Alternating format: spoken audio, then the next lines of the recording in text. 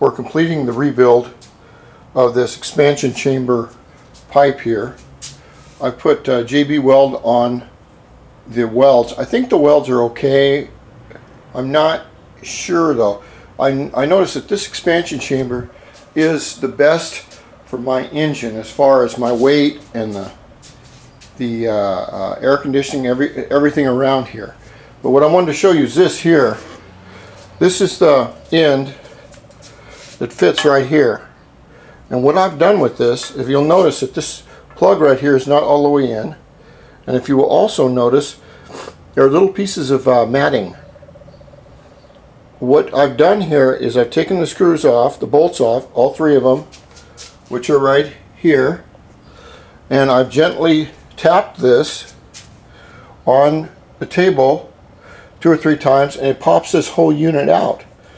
And then after it's popped out, all there is a pipe with a bunch of holes in it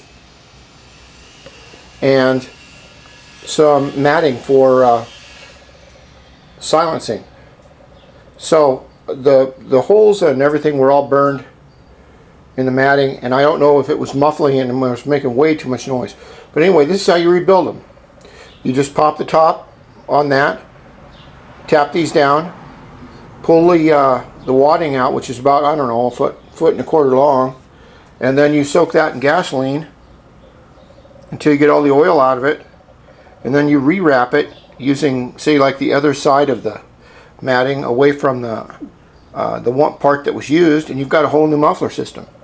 So I've got a little bit of copper seal here and here. I'm waiting for it to dry a little bit. Then I'm going to put this back on, put the bolts back on, and give it a try and see if it's going to rebuild it. This is an excellent pipe for the big block over 100cc engines. The expansion chamber design is absolutely perfect. It does get louder with time, but I think with rebuilding it, I can get it to a reasonable level. So that's where I'm at with this right now, and it's going to work out great. Also, I took this pipe and I ran a little bit of gasoline in it because it's hollow, and then what I did is I shook the gasoline up and poured it out, and then I ran a little bit of water with TSP in it, trisodium phosphate cleaner, and you can see it's a little white right there. That's trisodium phosphate. So I'm kind of making the pipe more efficient so it'll run better, so I don't have to buy a new one, even though I'd buy a new one. They're really nice, but I just don't want to send to Hawaii and get a new one right now.